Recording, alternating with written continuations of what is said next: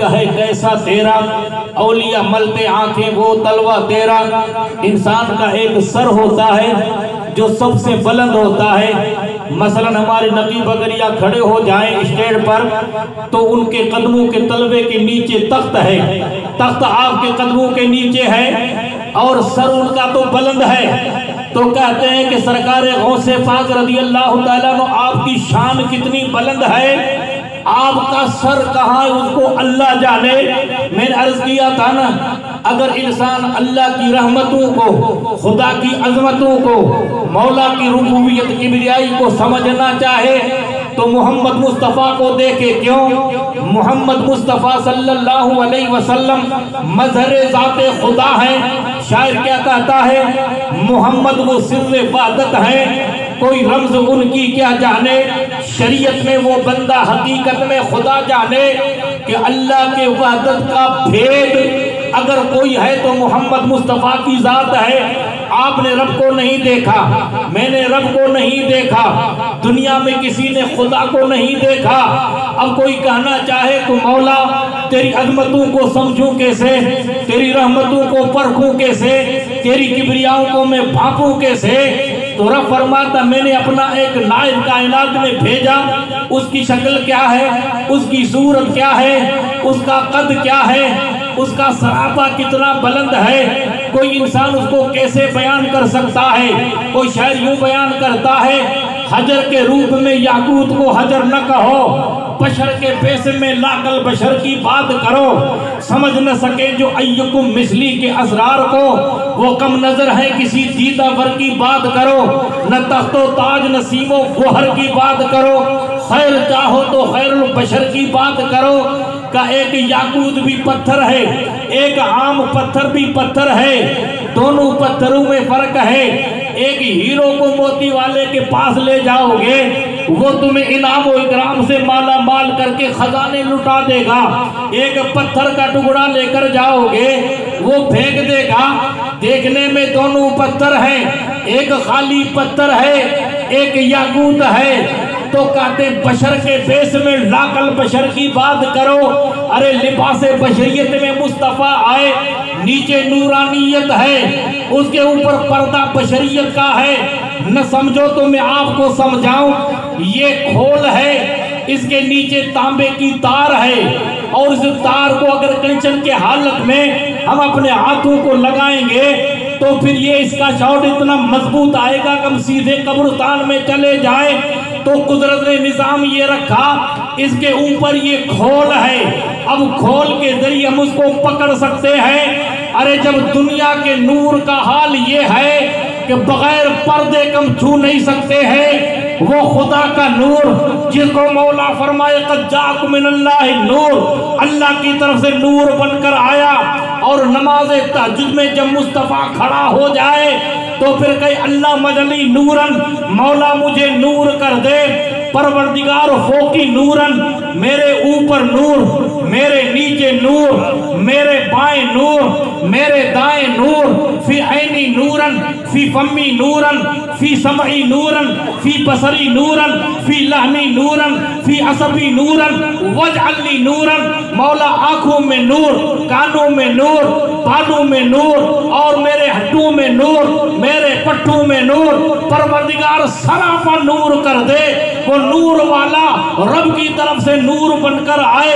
किस हाँ की ताकत है जो मुस्तफ़ा का जलवा देखे। जिस तरह ये खोल है, इस तरह रब ने नूरानियत पर पर्दा रखा बशरियत का। अब हर कोई देख रहा है, लेकिन उस बशरियत को हर किसी ने नहीं, हर किसी ने देखा। नूरानियत को किसी ने देखा, हकीकत को खुदा के सिवा किसी ने नहीं समझा। इसलिए शायर कहता है मोहम्मद वो सिर्रे वहदत है, कोई रम्ज उनकी क्या जाने। शरीयत में वो बंदा हकीकत में खुदा जाने।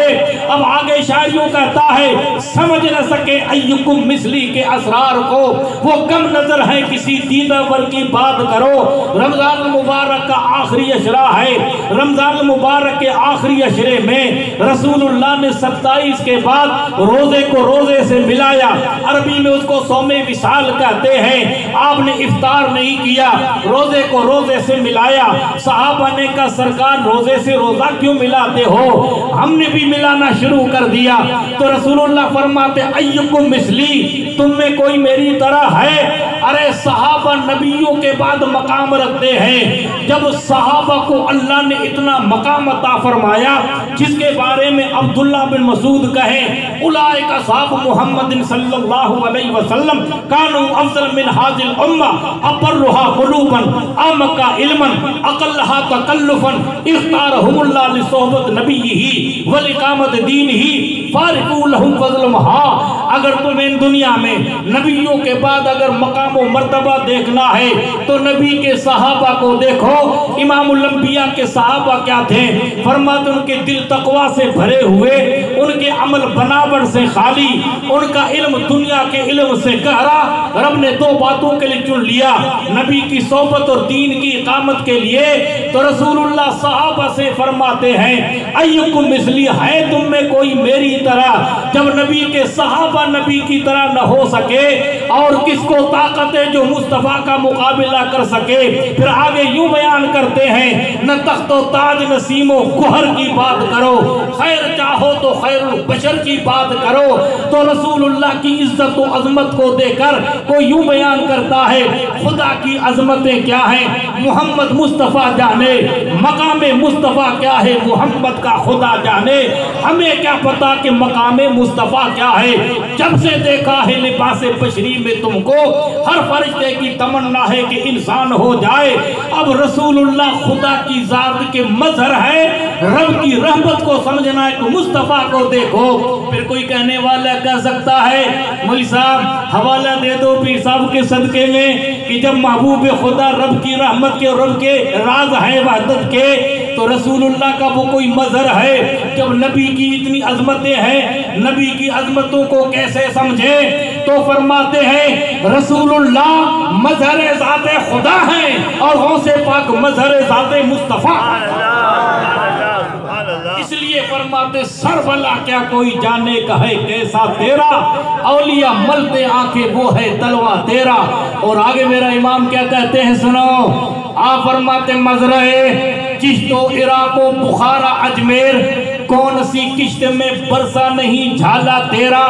मजरा खेती को कहते हैं और फारसी में किश्त खेती को कहते हैं। ये तुम्हारी खेतियां नहीं, जब ये खेतियां हरी भरी न हो, जब उनके अंदर उजाड़ आ जाए, जब उनके अंदर किस्मत की तरफ से बारिश न हो तो खेतियां हरी भरी नहीं होती हैं, फसल बर्बाद होते हैं, वो जमीन उजड़ जाती है। तो फरमाते मजरे चिश्तो इराक व अजमेर, चाहे अजमेर की खेती हो, चाहे चिश्त की खेती हो, चाहे सोहरवर्द की खेती हो, चाहे नक्शबंदियत की खेती हो, इन सारे खेतियों के अंदर कौन सा ऐसा सिलसिला है जिसके अंदर गौसे पाक रज़ियल्लाहु ताला अन्हु को फैज़ ना हो? सलासिल चार हैं, चारों सलासिल बरहक, तरीके आलिया नक्शबंदिया भी बरहक, तरीके आलिया कादरिया भी बरहक, तरीके सोहरवर्दिया भी बरहक, तरीके चिश्तिया भी बरहक। ये अलग अलग तरीके हैं। अगर किसी को किसी रंग से प्यार है, पावर हाउस एक होता है। अगर आपको सफेद रंग से प्यार है तो आपने सफेद लाइन लगा दी। अगर मौलवी साहब को हरा रंग पसंद है, उसने हरे रंग को इख्तियार किया। किसी को अगर केसरी कलर से मोहब्बत है, उसने वो कलर पसंद कर दिया। किसी को दुधियाली कलर से पसंद मोहब्बत है, उसने उस कलर को पसंद कर दिया। पावर हाउस एक है, उसके रंग अलग हैं। ये रंग है तरीकों के, कोई नक्शबंदियत के रंग में रंगा हुआ है, कोई कादरियत के रंग में रंगा हुआ है, कोई चिश्तियत के रंग में रंगा हुआ है, कोई सोहरवर्दी रंग में रंगा हुआ है। ये सारे रंग एक रंग में जमा हो जाते हैं। ये सारी छोटी छोटी नदियां नाले एक मरकज घाट में जमा हो जाते हैं। उस मरकज का नाम, उस महवर का नाम मोहम्मद मुस्तफ़ा है। इसलिए शायर कहता है तैबा से मंगाई जाती है, सीनों में छुपाई जाती है। तौहीद की मय प्यालों से नहीं नजरों से पिलाई जाती है वो अलग बात है कि सारे सिलसिले बरहक है। सिलसिले आलिया तरीका नक्शबंदिया का ऊपर सिलसिला सैयदना हजरत अबू बकर सिद्दीक से मिलता है। हमारे सिलसिले के अंदर दो रंग पाए जाते हैं। उसके बाद फिर हम आस्ते चलते हैं तो हजरत सलमान फारसी में रंग पाया जाता है। सलमान फारसी से हजरत सैयदना हजरत अबू बकर सिद्दीक के बेटे को मिलता है। उसके बाद फिर सिलसिला इमाम जाफर सादिक से मिलता है। इमाम जाफर सादिक का रंग हजरत अबू बकर से भी मिलता है, हजरत अली से भी मिलता है। हजरत अली के परपोते हैं और उनके परनवासे किनके, हजरत अबू बकर सिद्दीक के। तो इमाम जाफर सादिक के अंदर रंग अवैसी मिलता है, उसमें मजमुल बहरैन का रंग है। अवैसी रंग जाफर सादिक में पाया जाता है। जाफर सादिक से सिलसिला चलता हुआ तैफूरिया सिलसिला बायजीद बस्तामी पे रुकता है।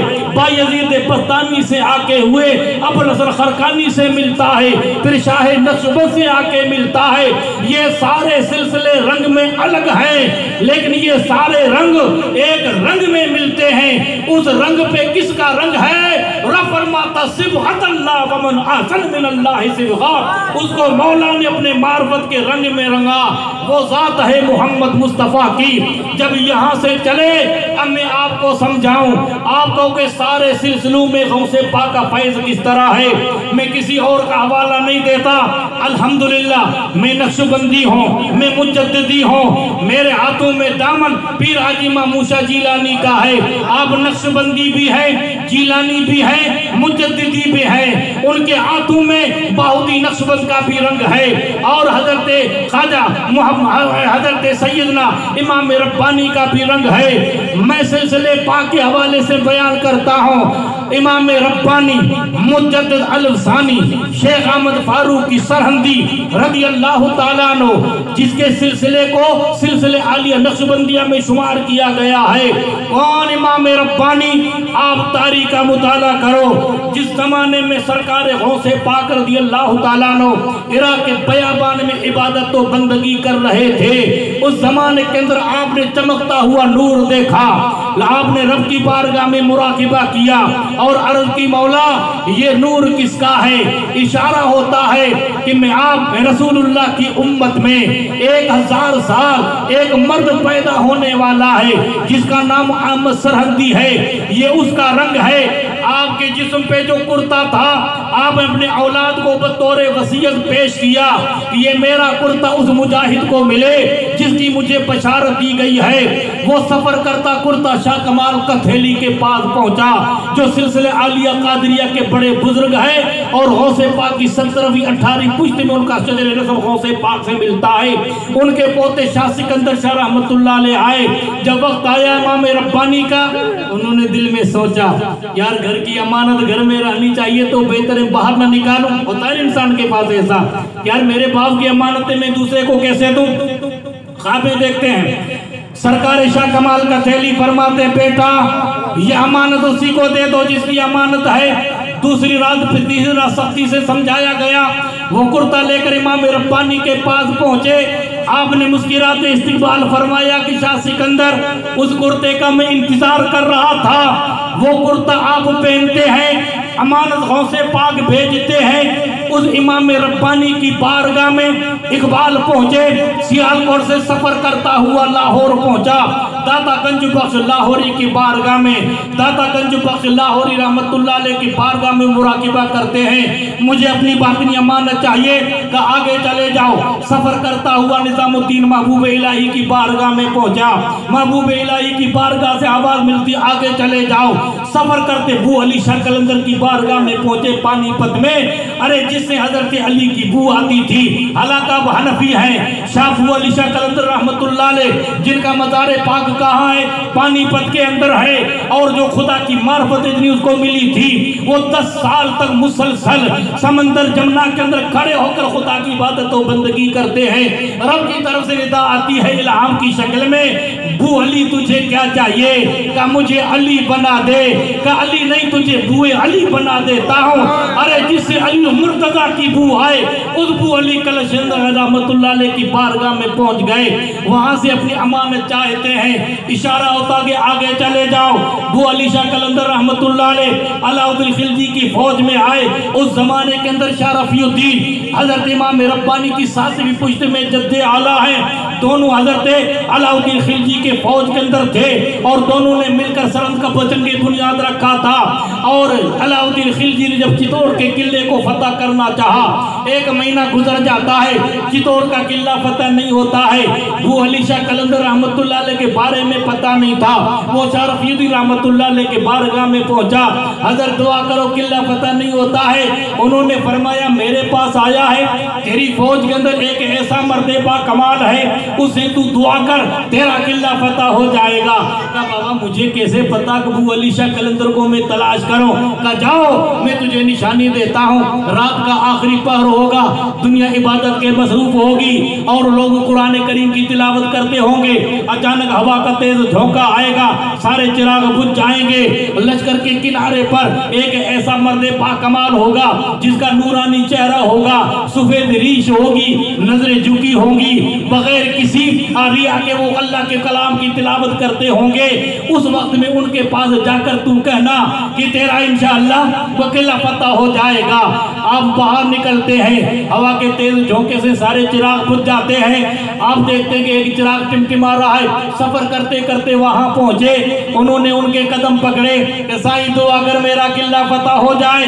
उसने कहा कोई दूसरा होगा, मैं नहीं हूं। उन्होंने कहा कि नहीं, मुझे निशानी आपके बारे में बताई गई है। बू अली शाह कलंदर ने कुरान को बंद किया और फरमाते अलाउद्दीन खिलजी सुन, मैंने रब की बारगाह में अर्ज की थी कि मौला मेरा राज जाहिर हो जाए तो आखिरी रात, मेरा राज दुनिया के सामने जाहिर हो चुका है। अब ये मेरी आखिरी रात है, जिसने तुझे भेजा है सुबह को किला फतह हो जाएगा। उसको कहना कि गुस्ल भी खुद दे, कफन भी खुद पहनाए, नमाज जनाजा मेरी खुद पढ़ाए। बू अली शाह कलंदर रहमतुल्लाह अलैह की बारगाह में पहुंचे, किला सुबह को फतह हो जाता है।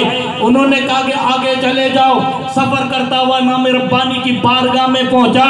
अल्लामा इकबाल कहते हैं जब मैं वहां पहुंचा और मर्द मुजाहिद की तुरबत को अपने आंखों से देखा तो ये कहने पे मजबूर हो जाते हैं, हाजिर हुआ मैं शेख मुजद्दिद की लहद पर, वो खाक ज़ेरे फलक मतले अनवार, उस खाक के सर्रों से शर्मिंदा है सितारे, जिस खाक में पोशीदा है साहिब असरार, गर्दन न झुकी जिसकी जहांगीर के आगे, जिसके नफ्से पाक से गर्मी आरार, वो बर वक्त वो हिंद में सरमाये मिल्लत का निगहदार, अल्लाह ने बर वक्त जिसको किया खबरदार। इमाम रब्बानी ने अपने मलफूजात के अंदर आखिरी बात बता दूं, एक नकल लिखा आपने हजरत मोहम्मद हाशिम कश्मीरी रहमतुल्लाह अलैह को मलफूजात में लिखा। आप फरमाते अल्लाह तक मिलने की 2 राहें हैं, एक बिला वासिता, एक बिल वासिता। इस कायनात में रसूलुल्लाह के सिवा अल्लाह की ज़ात से कोई नहीं मिल सका। अल्लाह के महबूब बिल वास्ता नहीं, बिला वास्ता मिलते हैं। आप कहोगे अंबिया साथ थे तो अंबिया का साथ बैतुल अक़सा में जुड़ जाता है। आप कहोगे फरिश्ते साथ में थे, सातों आसमान तक यके बाद दीगरे फरिश्ते नीचे रह जाते हैं। आप कहोगे सिदरतुल मुंतहा में जिब्रील था, सिदरतुल मुंतहा तक पहुंचे जो जिब्रील साथ छोड़ देता है। अब वहां से मुस्तफ़ा चले, कुरान का था सुम्मत दनाफत दल्ला, सुम्मत दनाफत दल्ला फका बकान कौसैन औदना। ये बढ़ते गए, बढ़ते बढ़ते मकाम कुद्स में पहुंचे, मकाम कुर्द में पहुंचे, जिसको इमाम अहले सुन्नत यूं फरमाए तबारकल्लाह ये शान तेरी, तुझी को ज़ेबा है बेनियाजी। कहीं तो जोशे लंतरानी, कहीं तकाज़े विसाल के थे। हिजाब उठने में लाखों पर्दे, हर एक पर्दे में लाखों जलवे। अजब घड़ी थी वस्लो फुरकत, जन्म के पिछड़े गले मिले थे। वहां पहुंचे जहां हदें खत्म हो चुकी है। सर की आंखों से मौला को देखकर क्या कहा, अशहदु अल्ला इलाहा इल्लल्लाह व अशहदु अन्ना मुहम्मदन अब्दुहु रसूलुहु। अब आप ही कहते हो अशहदु अल्ला इलाहा इल्लल्लाह। मैं कहूँ तूने नहीं देखा, क्या मैंने नहीं देखा, किसी ने देखा? उस देखने वाले का पता तो बता, देखने वाली आंख तो बता।